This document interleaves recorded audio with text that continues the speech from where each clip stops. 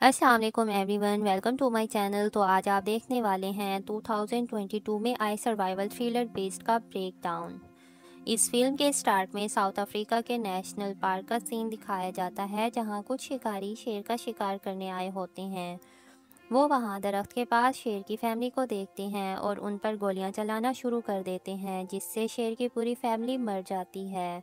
लेकिन शेर वहां से भाग जाता है। दो शिकारी उसके पीछे जाते हैं। इतने में बाकियों ने सभी बॉडीज को ट्रक में डालकर ट्रैप लगा दिया।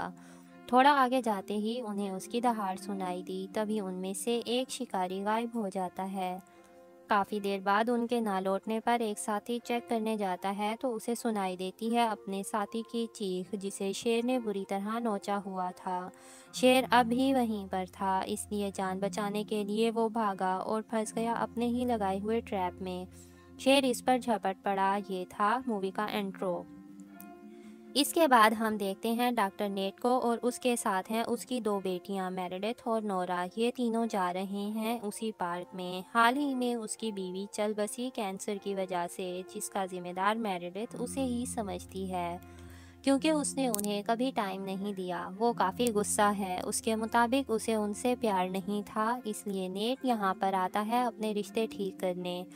इनके लैंड करते ही नेट का पुराना दोस्त मार्टिन इन्हें लेने आ गया। वो इन्हें अपने घर ले आया, जहां इसने इनके ठहरने का इंतज़ाम किया हुआ था। डिनर के टाइम मेरेडिथ का कैमरा देखकर मार्टिन को पता चलता है कि इसे फोटोग्राफी में इंटरेस्ट है। जब तक वो उसकी तस्वीरें देख रहा था, इतने में नोरा सारा घर घूम आई। मार्टिन मेरेडिथ के आर्ट में काफ़ी इंटरेस्ट दिखा रहा था, जो कि उसके डैड ने कभी नहीं दिखाया। वो फिर एक बार मोम को लेकर इससे भिड़ गई, इसलिए नोरा वहाँ से चली जाती है। इसके बाद नेट इस बात से दुखी होकर रो रहा था। तभी मार्टिन दारू लेकर आ गया ताकि वो उसे पीकर अपना दुख बाहर निकाल सके। यहाँ दोनों दोस्त थोड़ी देर बातचीत करते हैं। तब नेट कहता है कि मेरेडिथ सही है, जब मौत मेरी बीवी को लेने आई थी तो मुझे वहाँ होना चाहिए था। मुझे मेरी गलती का एहसास है। अगली सुबह सब घूमने चल दिए। वो एक जगह पर रुकते हैं और वहाँ लायन की फैमिली को देखते हैं। उनकी तरफ बढ़ते हुए मार्टिन में लायन के साथ खेलने लगा। इसके बाद ये लोग विलेज की तरफ जाते हैं। वहाँ पहुँचने के बाद वो देखते हैं कि चारों तरफ सन्नाटा होता है।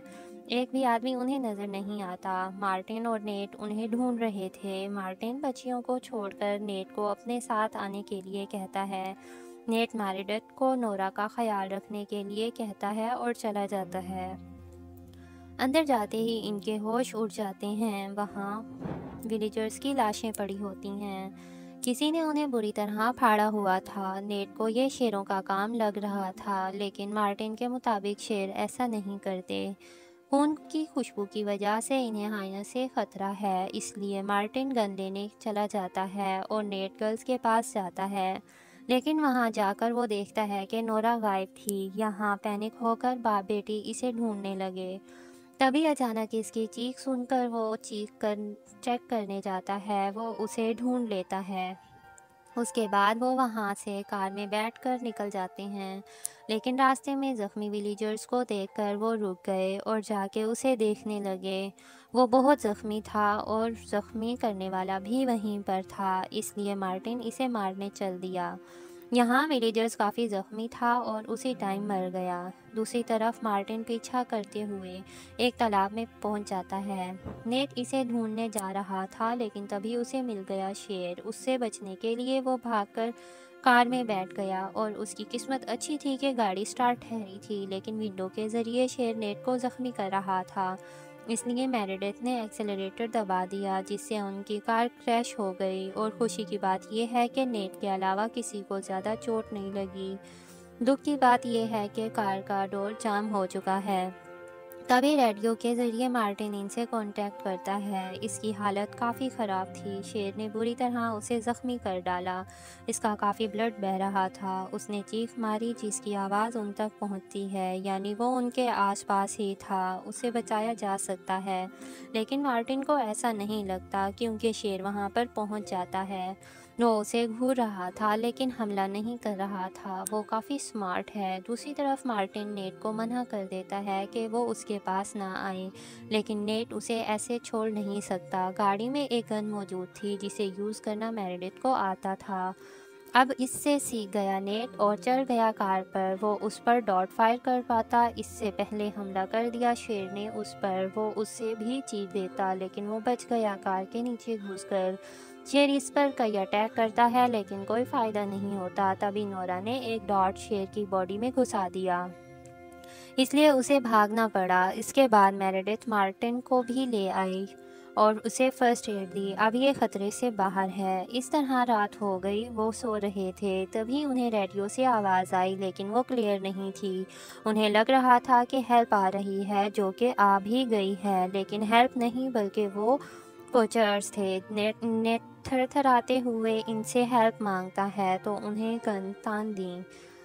शेर के बारे में सुनकर वो समझ गए ये वही भागा हुआ शेर है, यानी उसे ढूंढने में उन्हें ज़्यादा टाइम नहीं लगेगा। कुछ पैसों के बदले में वो उनकी हेल्प के लिए तैयार हो गए, लेकिन मार्टिन को देखते ही इनका इरादा बदल गया, क्योंकि इसने इनके 3 आदमियों को मारा है। उन्होंने नोरा को गाड़ी से खींच लिया। वो नोरा को लेकर जा रहे थे, तभी लायन ने हमला कर दिया। इसका फ़ायदा उठाकर नोरा बच निकली। सभी पोचर्स शेर के साथ बिजी हो गए थे। इनके पास यही मौका था निकलने का।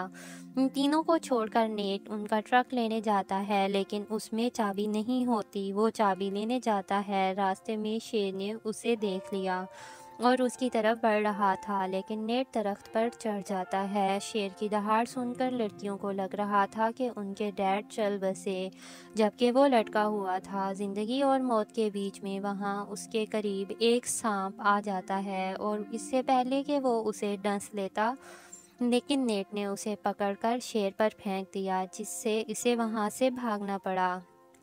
फिर नेट को यहाँ से भागने का मौका मिल गया। नेट को वहाँ एक पोचर की बॉडी से चाबी मिल जाती है और साथ ही इसने मार्टिन के कहने पर उसकी गन भी ले ली। मार्टिन थोड़ा रिलैक्स कर रहा था, तभी शेर ने इस पर हमला कर दिया और वो भी पूरे जोश में।